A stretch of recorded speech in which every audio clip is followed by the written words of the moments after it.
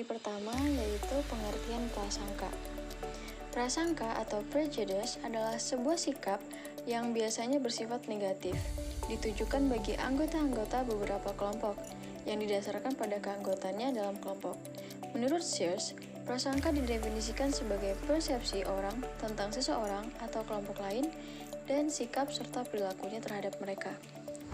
Newcomb mendefinisikan prasangka adalah sikap yang tidak baik dan dapat dianggap sebagai suatu predisposisi untuk mengekspresi, berpikir, merasa, dan bertindak dengan cara-cara yang menentang atau mendekati orang-orang lain, terutama sebagai anggota-anggota kelompok.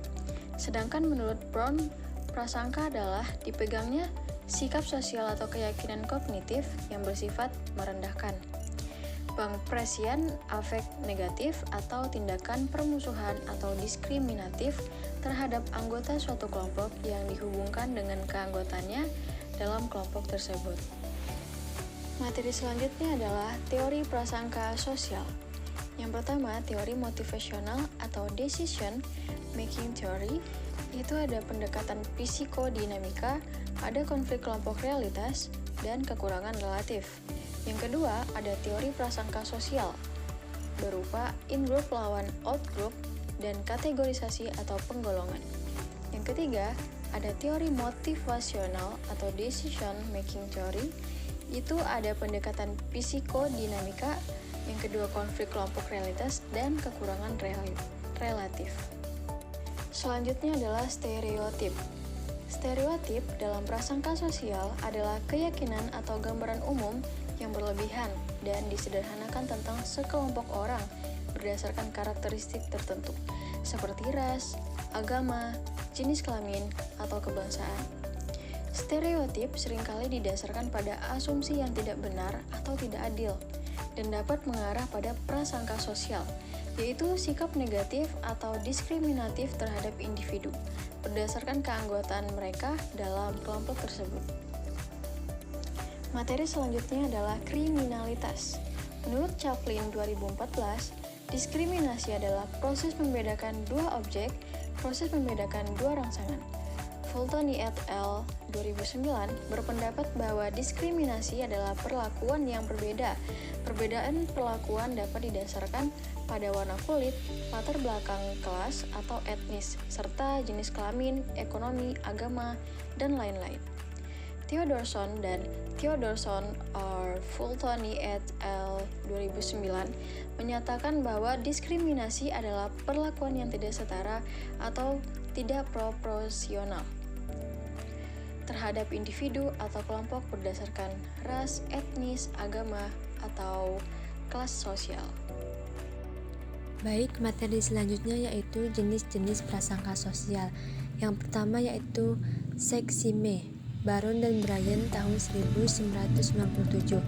Seksisme adalah prasangka yang ditujukan pada gender. Seksisme lebih sering ditujukan pada wanita dengan adanya penilaian negatif dari seseorang. Yang kedua yaitu prasangka rasial. Watson tahun 1984 menjelaskan bahwa prasangka rasial sebagai penilaian negatif terhadap seseorang karena orang tersebut menjadi anggota kelompok ras atau suku tertentu. Brigham tahun 1991 memasukkan perbedaan agama dan nasionalisme ke dalam prasangka rasial. Kemudian yang ketiga yaitu ageisme.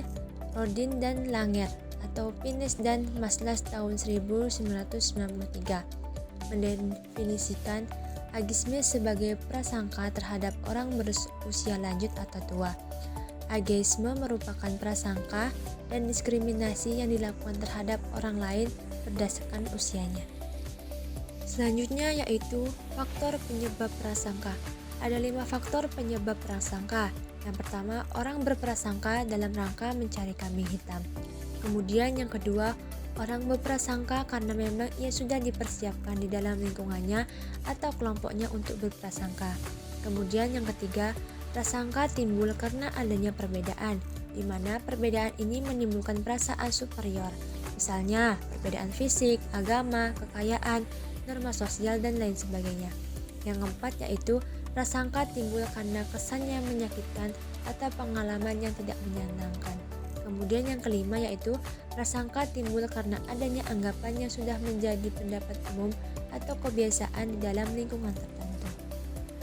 Dampak prasangka sosial. Prasangka sosial menurut Ross atau dalam Gerungan tahun 1981 dapat merugikan masyarakat secara umum dan organisasi. Hal ini terjadi karena prasangka sosial dapat menghambat dalam perkembangan potensi individu secara maksimal. Stapleton tahun 1978 juga menguraikan bahwa prasangka sosial tidak hanya mempengaruhi perilaku orang dewasa, akan tetapi juga anak-anak, sehingga dapat membatasi kesempatan mereka berkembang menjadi orang yang memiliki toleransi terhadap kelompok sasaran, misalnya kelompok minoritas. Strategi mengurangi prasangka, yaitu mengurangi eksistensi prasangka ini diperlukan strategi yang bersifat efektif. Strategi pertama adalah strategi konsisten dengan teori belajar sosial, yaitu strategi mengubah praktik-praktik pengasuhan anak. Strategi ini yaitu mengubah praktik-praktik pengasuhan anak menuju praktik pengasuhan yang lebih kondusif yang menghargai kelompok. Strategi kedua yaitu dengan meningkatkan kontak antar kelompok secara langsung. Adapun beberapa manfaat yang dapat diperoleh dari strategi di atas yaitu kontak langsung dapat memberikan kesadaran bagi individu-individu anggota kelompok yang berbeda bahwa sesungguhnya mereka lebih memiliki banyak kesempatan dibanding keyakinan tentang perbedaan yang sebelumnya yang hanya mereka miliki.